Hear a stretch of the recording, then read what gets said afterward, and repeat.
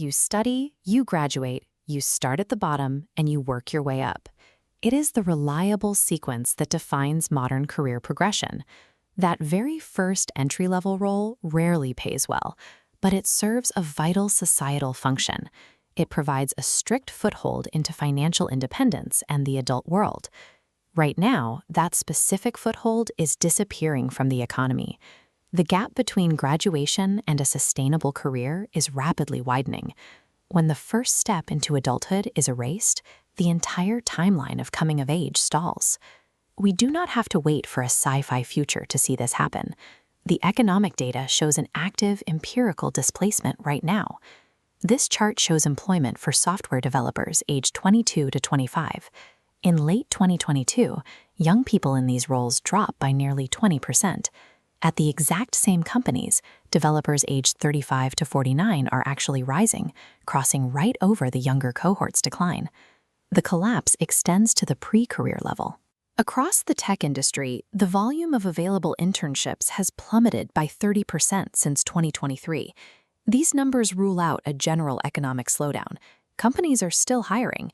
They are specifically targeting the entry-level tier for elimination. For decades, companies treated junior roles as a cognitive apprenticeship. Beginners handled rote, repetitive tasks like data entry, bug fixing, and basic reporting. By doing the mundane work, they gradually learned how complex corporate systems actually functioned. Today, those exact beginner-level cognitive tasks align perfectly with the current capabilities of generative AI. Labor economists have identified a new term for this shift: seniority-biased technological change. An AI tool does not replace a seasoned executive. Instead, it acts as a massive efficiency multiplier for them. The senior worker uses the AI to instantly execute rote tasks, effectively replacing the 22-year-old assistant they used to hire. The mundane chores that once trained human beings how to do their jobs have been permanently delegated to algorithms. If the entry-level tier is vanishing, you would expect to see headlines about mass layoffs of recent college graduates. But the youth unemployment rate hasn't spiked in the way you'd expect. Researchers at Anthropic identified why. They call it the slower entry effect. Companies are not firing their junior staff in droves, they are simply refusing to hire new ones.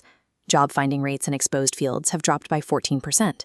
The door is just quietly staying shut. Naturally, there are counterarguments. Groups like the World Economic Forum project that AI will eventually create millions of new jobs. The paradox lies in the skill requirements. Employers filling those new roles demand critical thinking, complex problem-solving, and domain judgment. Those are traits that demand years of hands-on experience. We have built a labor market that requires senior experience to get hired, while systematically destroying the entry-level roles required to gain that experience. Take a look at this bar chart comparing unemployment rates by college major. Computer science graduates now face a 6.1% unemployment rate, a figure that now exceeds the unemployment rate for fine arts majors. Corporations like IBM and Klarna have already publicly substituted hundreds of human roles with AI tools to achieve immediate cost savings. Labor researchers from MIT and Yale are observing these aggressive cuts and issuing a stark warning about the fragility of the corporate ecosystem. The math of human capital is straightforward. If an industry stops ingesting raw junior talent today, it will physically lack the experienced senior leaders it needs a decade from now. To hit their quarterly efficiency targets, corporations are burning the future talent pipeline they rely on to survive. The psychological toll on the incoming workforce is severe.